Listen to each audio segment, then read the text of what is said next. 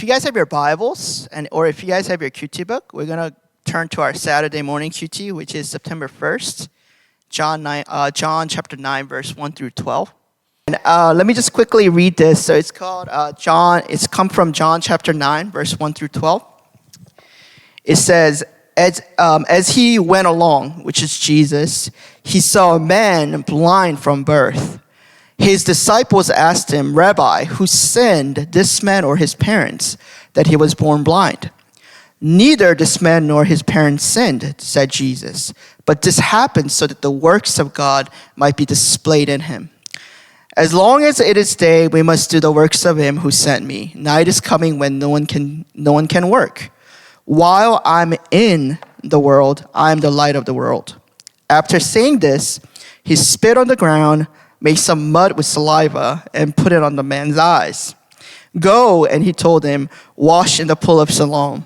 This word means sent. So the man went and washed and came home seeing. His neighbors and those who had formerly seen him begging asked, isn't this the same man who used to sit and beg? Some claimed that he was. Others said, no, he only looks like him. But he himself insisted, I'm the man.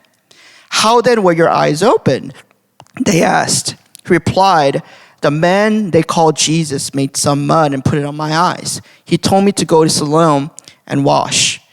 So I went and washed, and then I could see. Where is this man? They asked him. I don't know, he said. So today I purposely didn't make PowerPoint because I wanted to kind of go line by line and just kind of break this down because this is kind of very interesting, I think, passage to unpack. So let's go with the, I shared this in our QT. I really like Pastor Cho's approach. So for the EM and the youth members, I do just want to encourage you guys. In Korean, it's called 낯설게 읽기, right? Is that right? Okay, 낯설게 읽기. Okay, sorry. But in English, it's so much simple. Okay, it's reading as if it's your first time. Okay, it's so much more easier. All right.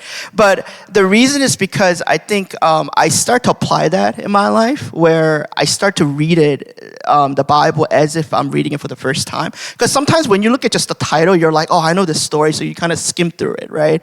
But to kind of go line by line and to really think about what God is saying here, I think it really captures a lot of things that God gave to you. So we'll kind of break it line by line here, okay? So verse 1, he says, as he went along, he saw a man blind from birth. So there's a man that appears, and John doesn't give much detail about this man, okay?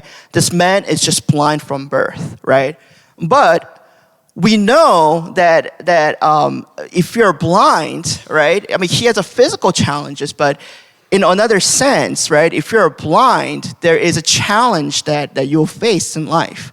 There's difficulties that you'll face in life because you're blind, right? So this man is blind from birth.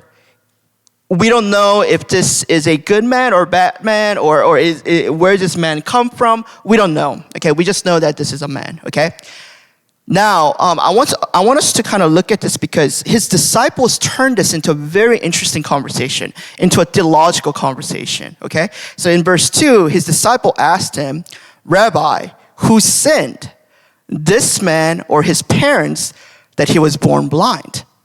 All right? So you see, like, the disciples kind of turned this into very, like, interesting conversation, right? So there's a blind man, and then the disciples see this and says, Jesus.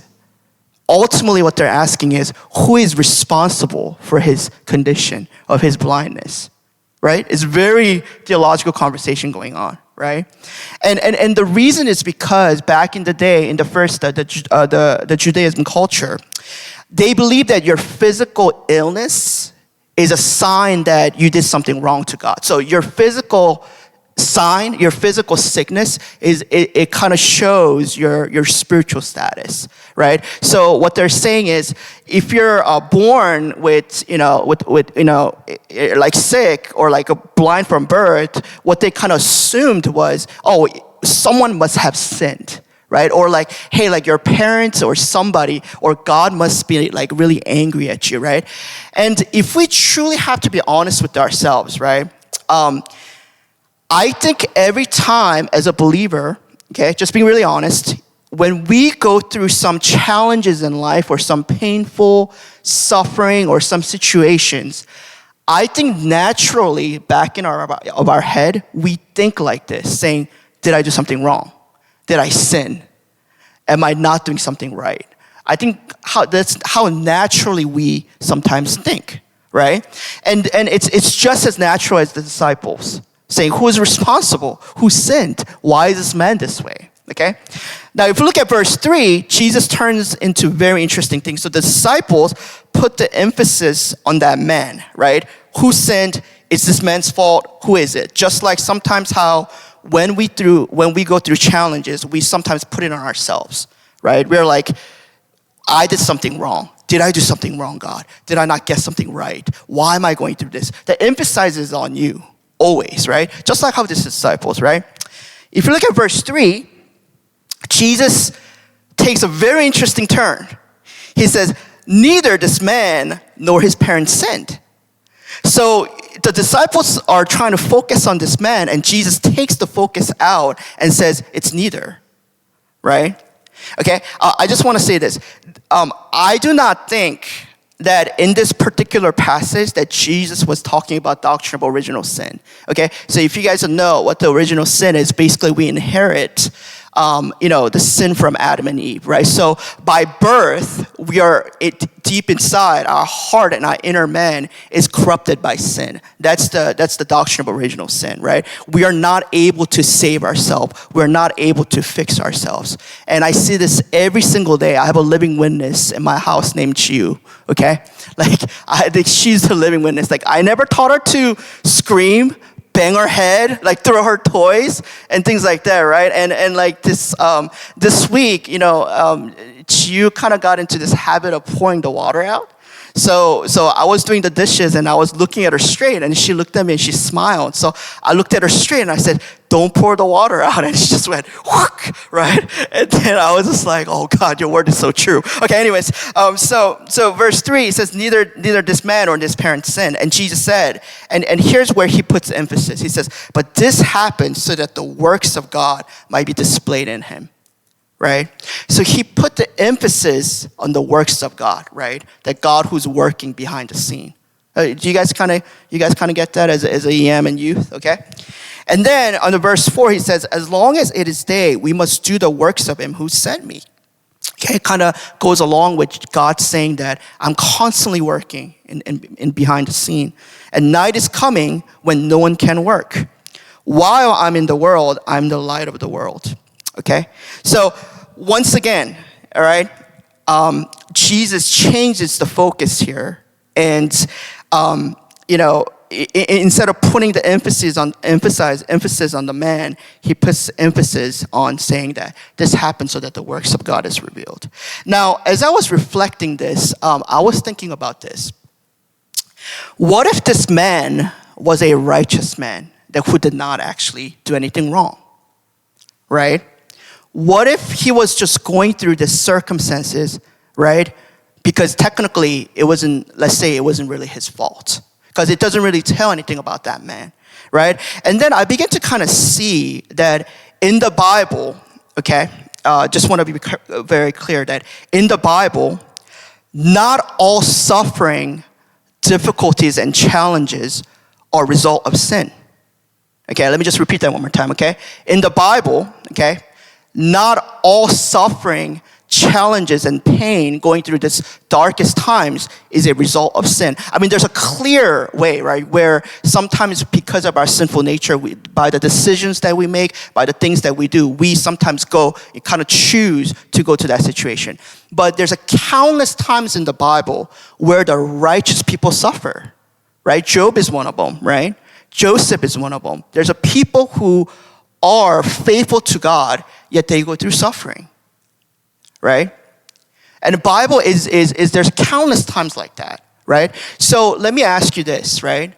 As a believer, what happens when you are obeying the Lord, you're walking with God, yet you're going through a living hell, or you're going through a painful situation, or you're going through challenges, right? And I think the verse 3 is the answer to that, right? Is that this happens so that what? We can clearly see God working behind the scene. And I would almost say this. The ultimate life of the believer, I think it's to see God's grace and his love and his spirit working in our lives, right? I think that's the ultimate goal of the believer, okay? Is to see God at work. It's not for us to be like happy and avoid suffering and things like that. But I think ultimately at the end of the day is to see God working in our lives, and to through that suffering, through that challenge and hardships, how he brings out his glory out of that. I think that's the point here. Okay? So once again, not all suffering and challenges are a result of sin, right? That ultimately the life of the believer is to see God working in our lives. I have a quote from Eugene Peterson. Let me just quickly say this real quick. Do we have the quote ready? So this is what Eugene Peterson said. He said this in the context of the pastor, but I think it applies to all of us. This is what Eugene Peterson said. Let me just wait until it comes up. Okay, this is what he said. He said, "My job is not to solve people's problems or make them happy, but to help them to see the grace of God that is operating in their lives." Okay? So that's what Eugene Peterson, one of the interviews, he basically said this. He says, "My job as a pastor and as a believer is not to solve people's problems and to try to give a wisdom to get out of the situation. When there's a time and place for that, right? But ultimately, as a believer, as a pastor, right, he said his goal in life, the ultimate value of a believer is that we see God working in the midst of our lives. That's what's the ultimate goal and important. So let me share a quick story, and I will just kind of throw another points here, and then So some of you guys know we invited a worship leader here 2 years ago named Jeremy. And Jeremy has 3 daughters, but he's supposed to have 4 because his third one passed away at birth.